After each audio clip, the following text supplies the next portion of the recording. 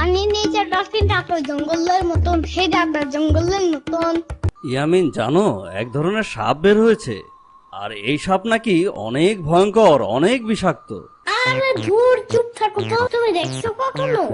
না ইয়ামিন, আমি তো এই সাপ এখনো দেখি নাই, কিন্তু টিভি আর সোশ্যাল মিডিয়াতে শুনছি। এদের নাম হলো রাসেল ভাইপার। গ্রাম থেকে নাকি ঢাকায় চলে আসছে সাপগুলা।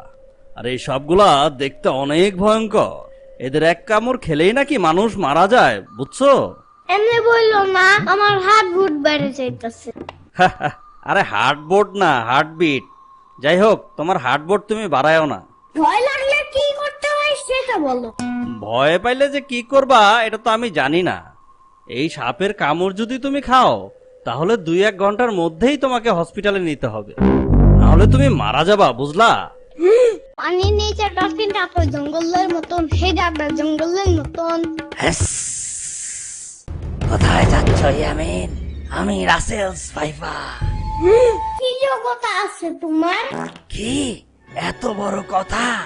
আমি এত ভয়ঙ্কর একটা সাপ, আমার যে বিষ এটাই তো আমার যোগ্যতা। আর কি যোগ্যতা চাও তুমি? ঘুমাইতে যাও তো এখন। আরে কিসের ঘুম? কি কইতো সান্দাজি মান্দাজি এসব? আমি ঘুমাই না, বুঝলা?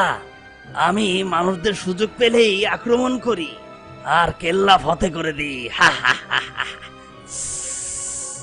ঢং বাদ দাও। কি? কিসের ঢং বাদ দিব? আচ্ছা, তুমি শুনছো না রাসেলস ভাইপারের কামড়ে 200 মানুষ মারা গেছে? বলছিল তো। কাহিনীটা ভুয়া। আরে ভুয়া না, ভুয়া না। এই দেখো, বাংলাদেশে কত জায়গায় মানুষ মরছে। এখন আমাকে ভয় পাও? হা হা হা হা হা।